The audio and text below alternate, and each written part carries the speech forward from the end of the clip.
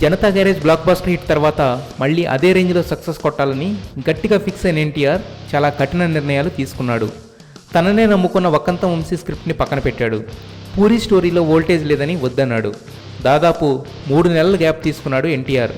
Senior directors నుండి young directors వరకు అందరి స్టోరీస్ విన్నాడు.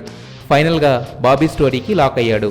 ఆ సినిమాలో ఎన్టీఆర్ 3 పాత్రలు పోషించడం ఒక విశేషమైతే 3 హీరోయిన్స్ నటించడం మరో హైలైట్. ఎన్టీఆర్ ఆర్ట్స్ బ్యానర్పై ఎన్టీఆర్ అన్న కళ్యాణ్ రామ్ ఈ సినిమాని నిర్మించడంతో అంచనాలు మరింతగా పెరిగాయి. ఇక ఈ సినిమాకి నట విశ్వరూపం అనే టైటిల్ అయితే కాన్సెప్ట్ పరంగా హీరోయిక్గా ఉంటుందని అనుకుంటున్నారట. కానీ కమల్ హాసన్ విశ్వరూపంకి దగ్గరగా ఉండడంతో ఇంకా ఏదైనా చూడమని ఫ్యాన్స్ నుండి రిక్వెస్ట్ వస్తున్నాయి. అలాగే ముందు ఈ సినిమాకి అనిరుద్ధ్ మ్యూజిక్ డైరెక్టర్ అనుకున్నారు, కానీ ఫైనల్గా దేవి దగ్గర ఆగారు. అలాగే సినిమాటోగ్రాఫర్గా తిరుగును ఓకే చేస్తున్నారట. ఇక ఇప్పటి వరకు చాలా ఫ్లాప్స్ ఎదుర్కొన్న కళ్యాణ్ రామ్ ఈ సినిమాకు 45 కోట్ల బడ్జెట్ ఇచ్చాడట. అది లిమిటెడ్ బడ్జెట్ కాకపోయినా మ్యాక్సిమం అందులోనే కంప్లీట్ చేయమన్నాడని టాక్. అయితే ఇప్పటికే ఫ్లాప్తో ఉన్న బాబీకి ఇది బంపర్ ఆఫర్.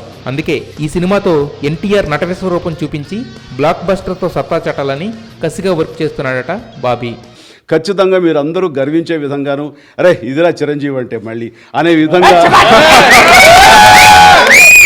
150వ సినిమా ఉంటుందని, అందులో మళ్ళీ ఒళ్ళు ఏమాత్రం దాచుకోకుండా అదే కష్టంతో అదే కష్టాన్ని నమ్ముకుని నాకు తెలిసినంతలో ద బెస్ట్ పెర్ఫార్మెన్స్ అన్ని రకాల ఇంగ్రీడియంట్స్ తోటి అన్ని చక్కగా ఈక్వల్గా క్యాటర్ చేసి అందరిని అలరించే దిశగా ఈ సినిమా రూపుదిద్దుకుంటుంది.